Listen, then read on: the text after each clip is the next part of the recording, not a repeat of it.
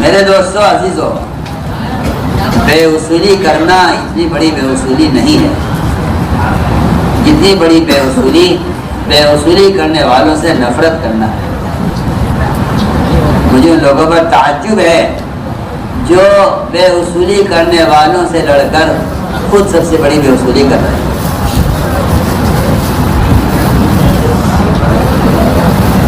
لیکن میں سمجھتا ہوں پاگل ہے وہ شخص جو کسی اصول کو قائم کرنے کے لیے جھگڑا کرے۔ کیا ہے؟ پاگل ہے کہ لڑو اصول کے لیے۔ میں کہتا ہوں اصول کے لڑنا سب سے بڑی حماقت، جہالت اور یہ اندر کی خواہش اور تعصب ہے۔ اس کا دین سے، دعوت سے، کام سے اس کا کوئی تعلق نہیں۔ یہ تعصب، نفسانیت اندر کی، اس کا ہے یہ اثر، یہ اصول کے لڑے گا۔ میری بات آپ نوٹ کر لیجئے سب، کسی اصول کے لیے کسی کو برا کہنا بھی، کسی بے اصولی کی وجہ سے کسی کو برا کہنا بھی، یا اس کی اصلاح کے ارادے سے اس پر سختی کرنے کی تو گنجائش تبلیغ میں نہیں۔ کیا نہیں اصول پر لانے کے، کیا اصول پر لانے تم خود بے اصولی کر رہے ہیں۔ یہ بات تو غلط ہے کہ لوگ اصول کے لیے لڑتے ہیں، حالانکہ جو مذاہب اربعہ حق ہیں ان کے لیے بھی لڑنے کی نہ کہیں ثبوت ہے نہ کہیں گنجائش ہے، اور کام کے طریقہ کار لڑتے ہیں۔ جو کام سمجھانے کا اور کرنے کا تھا اس کو لڑ کر کام کرنا چاہتے ہیں۔ اس سے بڑی حماقت، اس سے بڑی جہالت کوئی نہیں ہے کہ اصول پر لانے کے لڑا جائے۔ میں کہتا ہوں سب سے بڑی بے اصولی ہے، سب سے بڑی بے اصولی ہے۔ بڑے سے بڑی غلطی کو کر لے تبلیغ میں، اس سے بڑا بیوقوف، اس سے بڑا بد اصول وہ ہے جو اس کی اصلاح کے لیے اسے لڑائی کرتا ہے۔ اصول کا تعلق تنقیر سے نہیں ہے، اصول کا تعلق تذکیر سے ہے۔ تذکیر سے انکار سے، یہ نہیں کرنا، یہ نہیں کرنا، یہ جو کرنا ہے اس کے تذکرے کرو، جو نہیں کرنا ہے اس کو چھوڑ دو، خود ہی ختم ہو جائے۔ لیکن ہمیں تعجب لوگوں پر ہے جو بیچارے اصول پر آنے کی وجہ سے اتنا غصے میں آ جاتے ہیں کہ وہ ایک مسلمان کو اس کو اصول پر لانے کے لیے اس کو ذلیل کر بیٹھتے ہیں، حالانکہ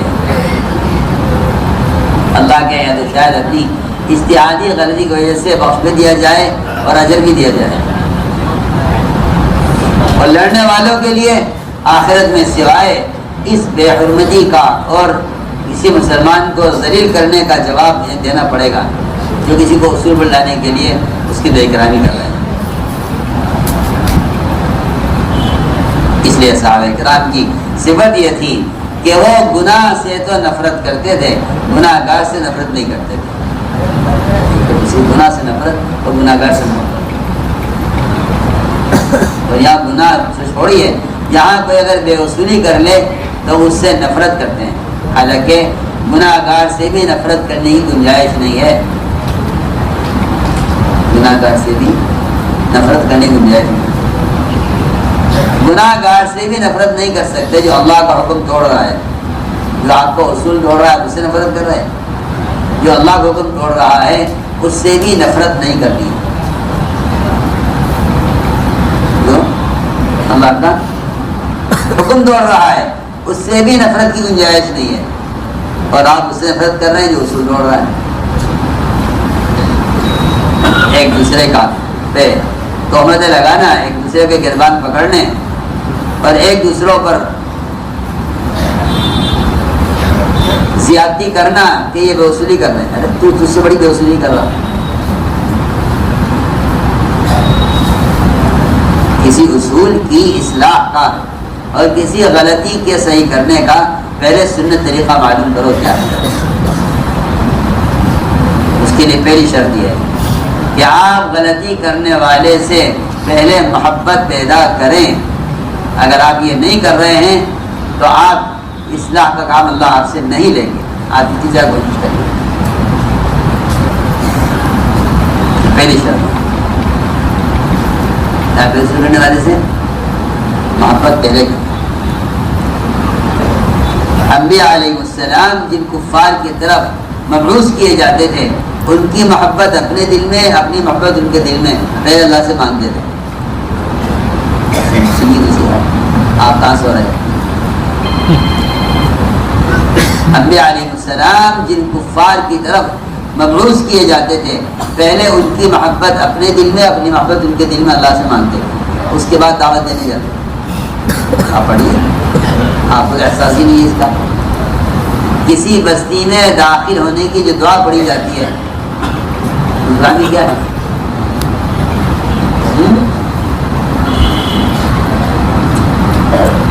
حببنا الی اہلہا وحبب صالحی اہلہا الیک. حببنا الیہ. اگر نبی بھی کافر کے ساتھ معاملہ نرمی کا اور محبت کا اور اخلاق کا نہیں کریں گے تو یہ ان کو اپنی بات پر نہیں لا سکتے. تو اپنے کو اپنے ساتھیوں کیسے لے آؤ رسول پر؟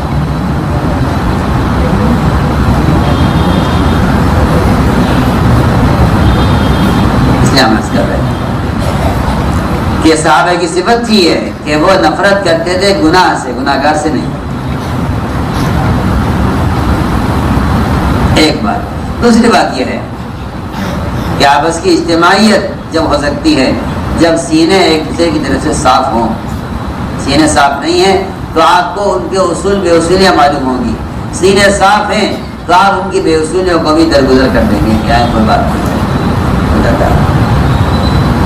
ہمیں معلوم نہیں ہے، اب تک کام کرنے والوں کو نہیں خبر کہ کسی کی اصلاح کا سنت طریقہ کیا. میں یہ کہہ رہا تھا پہلی شرط یہ ہے کہ آپ غلطی کرنے والے سے محبت کریں. دوسری بات یہ ہے کہ آپ اس کی غلطی کا کسی سے تذکرہ نہ کریں.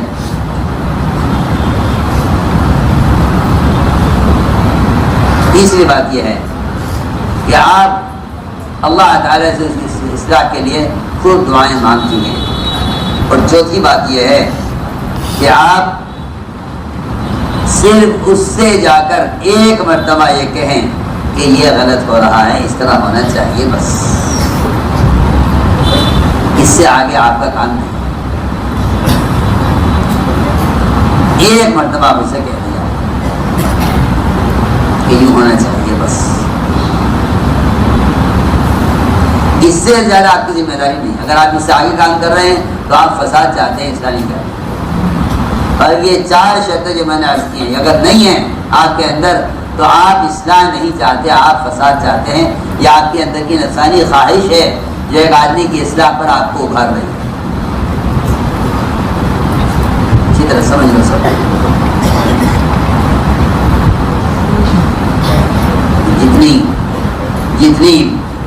جتنا فساد ہے اس کی وجہ سے صرف یہ ہے تو بے اصولیاں کرتے ہیں اور دوسروں کو صحیح اصول پر دیکھنا چاہتے ہیں. اس سے میں آپ سے عرض کیا ہے کہ آپ پہلے معلوم کیجئے کہ کسی کو بے اصولی سے روکنے یا اصول پر لانے کا مصنوع طریقہ کیا ہے. اس لیے آپ صلی اللہ علیہ وسلم مجلس میں فرماتے ما بالو اقوام، لوگوں کیا ہو گیا ایسا کرتے. بس جو کرتا تھا وہ سمجھ لیا کرتا تھا کہ آپ مجھے فرما رہے ہیں. کسی کو معلوم نہیں ہوتا ہے کس سے کہہ رہے ہیں. دوسری بات یہ ہے کہ سینوں کا صاف ہونا حسد سے، کینہ سے، کپٹ سے، وہ تو ایک آدمی کا طریقہ اصلاح بدلا دیتا ہے کہ اس کا سینہ صاف ہے یا نہیں. جو اصلاح کے لیے فساد کا راستہ اختیار کرتے ہیں ان کے سینے صاف نہیں ہوتے، اور جو اصلاح کے لیے سنت طریقے اختیار کرتے ہیں وہ اللہ کے مخلص بندے ہوتے ہیں، ان کے سینے صاف ہیں. اللہ کے مخلص بندے ہوتے ہیں، سینے صاف ہوتے ہیں. ابو قلابہ کہتے ہیں کہ میں نے کہ ابو درداء رضی اللہ تعالیٰ عنہ ایک آدمی کے پاس سے گزرے جسے کوئی گناہ ہو گیا تھا، لوگ اسے گالیاں دے رہے تھے، برا کہہ رہے تھے. فرمایا کیا خیال ہے تم لوگوں کا، اگر تم اس کو کسی گڑھے میں پڑا ہوا دیکھتے تو کیا اس کو گڑھے سے نہ نکالتے؟ کیوں نہیں نکالتے؟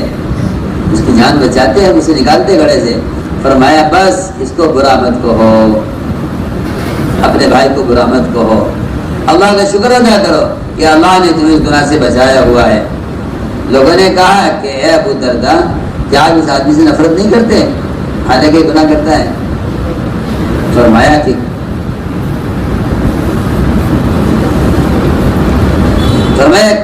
نہیں، فرمایا کہ نہیں، مجھے نفرت اس کے عمل سے ہے، مجھے نفرت اس کے عمل سے ہے، اور اگر یہ گناہ چھوڑ دے تو یہ تو میرا بھائی ہے. مجھے نفرت اس کی گناہ سے ہے، اس کی ذات سے نفرت نہیں ہے. فرمایا عبداللہ بن مسعود رضی اللہ تعالیٰ عنہ کہ جب تم دیکھو کہ تمہارا کوئی بھائی کوئی غلطی کر رہا ہے تو تم اپنے بھائی کے خلاف شیطان کی مدد مت کرو. پھر یہ کہنے لگو اے اللہ اسے رسوا کر دے، اس پر لعنت ہو، اللہ سے عافیت کا سوال کرو اپنے لیے. اس لیے کہ محمد صلی اللہ علیہ وسلم کے صحابہ کا معمول یہ تھا، وہ فرماتے ہیں کہ ہم کسی آدمی کے بارے میں کچھ نہیں کہتے تھے جب تک ہمیں معلوم نہ ہو جائے کہ اس کی موت کس حالت پر ہوئی ہے.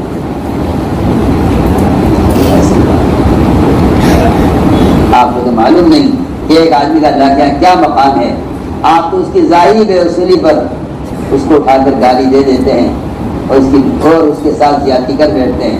آپ کو نہیں معلوم کہ اس کا اللہ کا معاملہ کیسا ہے، اور جب اس کی وفات ہوگی تب آپ کو پتہ چلے گا کہ اس شخص کا اللہ کا کیا مقام تھا. ہم کسی کے بارے میں کچھ نہیں کہتے تھے جب تک ہمیں یہ معلوم نہ ہو جائے کہ اس کی موت کس حالت پر ہوتی ہے. اگر اس کی موت اچھی ہوتی ہے تو ہم سمجھ جاتے ہیں کہ یہ آدمی بہت بہتر تھا، اچھا تھا اور اس نے خیر ہی خیر پائی ہے. اور اگر اس کی وفات اور اس کی موت بری ہوتی ہے تو پھر ہم اس کے بارے میں کچھ نہیں کہا کرتے تھے، بلکہ اللہ سے ڈرا کرتے تھے. ایسے شخص کے بارے میں، ایسے شخص کے حال کو دیکھ کر اللہ سے ڈرا کرتے تھے. اگلی بات یہ ہے کہ سینے کا صاف ہونا حسد سے اور کینہ سے، یہ ایسی بیماریاں ہیں جو آدمی کو پیچھے ڈال دیتی ہیں، اور یہ ایسی بیماریاں ہیں جن کی وجہ سے اللہ تعالیٰ ایسے لوگوں سے اصلاح کا کام لیتے بھی نہیں ہیں جن کے دلوں میں حسد ہو ساتھی کی طرف سے. حضرت فرماتے ہیں انہیں کے صحابہ کا معمول یہ تھا کہ جس میں کوئی خیر دیکھتے اس کے ساتھ ہو جاتے.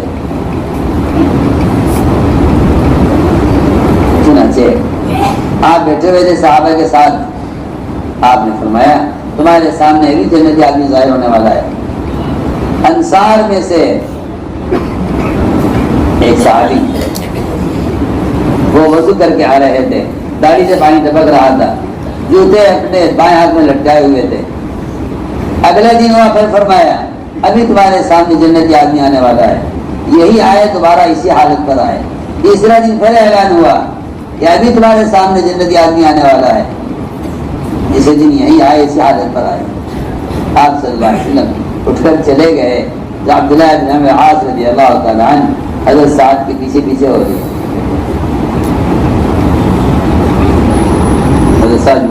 حضرت سعد رضی اللہ تعالیٰ ان کے پیچھے ہو گئے اور جا کر بہانہ کیا کہ جی میں اپنے گھر سے آ گیا ہوں لڑ کر، میں آپ کے رات 7 رات گزارنا چاہتا ہوں، اگر آپ اجازت دیں مناسب سمجھیں تو مجھے اپنے گھر میں ٹھکانہ دے دیں. کہاں ٹھیک ہے، آئیے ٹھہریے ہمارے گھر میں. ان کا مقصد یہ تھا کہ خود بیان کرتے ہیں عبداللہ بن عمرو کہ میں نے ان کے ساتھ 3 راتیں گزاری اور مقصد یہ تھا کہ یہ جنتی آدمی ہے، مجھے رات کو اس کی تہجد دیکھنی ہے، اس کی تلاوت دیکھنی ہے، اس کی دعائیں دیکھنی ہیں، یہ رات بھر کیا عمل کرتا ہے وہ مجھے دیکھنا ہے. لیکن فرماتے ہیں کہ وہ رات کو عشاء پڑھ کر سوئے، فجر کی نماز تک سوئے. لیکن ہم اکیلے اٹھے۔ اتنا ضرور ہوتا تھا کہ اگر وہ کروٹ لیتے سوتے سوتے تو ایک مرتبہ اللہ اکبر کہتے پھر سو جاتے۔ عبداللہ عمر کہتے ہیں کہ میں ان کے ساتھ رہا دن بھر، بازار میں، گھر میں، اندر باہر، میں نے ان سے کوئی کسی کے بارے میں کوئی غیبت، کسی کی برائی، کسی کا عیب، کسی کے بارے میں کوئی غلط بات میں نے نہیں سنی۔ پھر 3 راتیں گزر گئی اور میں ان کے عمل کو حقیر سمجھنے کو تھا، کرتے کراتے کچھ ہے نہیں، اور 3 دن سے اعلان ہو رہا ہے کہ آدمی جنتی ہے۔ آ کر کہا کہ نہیں جی، میرے یہاں تو کوئی ایسا مسئلہ نہیں ہوا تھا، میں تو بہانہ کر کے آیا تھا آپ کے یہاں ٹھہرنے کے لیے، کیونکہ میں نے 3 دن سے آپ کے بارے میں اللہ کے نبی کو فرماتے ہوئے سنا ہے کہ یہ آدمی جنتی آدمی ہے۔ 3 دن آپ نظر آئے، میرا دل چاہا کہ میں آپ کے ساتھ آ کر رہوں، آپ کے عمل کو دیکھوں اور میں بھی وہ کروں جو آپ کرتے ہیں، لیکن میں نے آپ کو کوئی بڑا کام، بڑا عمل، کوئی بڑی عبادت، کوئی لمبی تہجد پڑھتے ہوئے میں نے آپ کو نہیں دیکھا ہے۔ روایت میں ہے کہ میں ان کے عمل کو حقیر سمجھتے وہاں سے چل دیا کہ کچھ کرتے کراتے نہیں ہے۔ سعد نے فرمایا کہ بھائی میرا تو معمول یہی ہے جو آپ نے دیکھا ہے، بتیجے ہمارا تو معمول یہی ہے۔ انہوں نے فرمایا کہ یہ تو بتائیے پھر آپ کو یہ مقام، یہ درجہ کیسے ملا جنتی ہونے کا؟ انہوں نے کہا جی میرا معمول تو یہی ہے۔ میں ساتھ فرماتے ہیں وہاں سے چل دیا پیٹ پھیر کر، انہوں نے مجھے بلایا تو بلا کر یہ فرمایا کہ آپ نے جو میرے معمولات دیکھے ہیں، میرا معمول تو یہی ہے، لیکن میرے اندر ایک صفت یہ ہے کہ اللہ نے اگر کسی مسلمان کو کسی خیر سے نوازا ہے تو مجھے اس سے حسد نہیں ہے، مجھے میرے دل میں کسی کی طرف سے کینہ یا حسد میرے دل میں نہیں ہے۔ عبداللہ کہتے ہیں عبداللہ عمر نے کہا کہ ہاں یہی ہے وہ صفت جس نے تمہیں جنتی بنایا ہے، یہی وہ صفت ہے جس نے تمہیں اس مقام پر پہنچایا ہے۔ اس میں آپ سب سے عرض کر رہا ہوں کہ آپ اس بات کا خیال رکھیے، یہ اصول کے لڑنا اور اصول کے لیے گربان پکڑنا اور اصول قائم کرنے کے لیے سختی کرنا، اس کی دعوت میں، شریعت میں اس کی کوئی گنجائش نہیں۔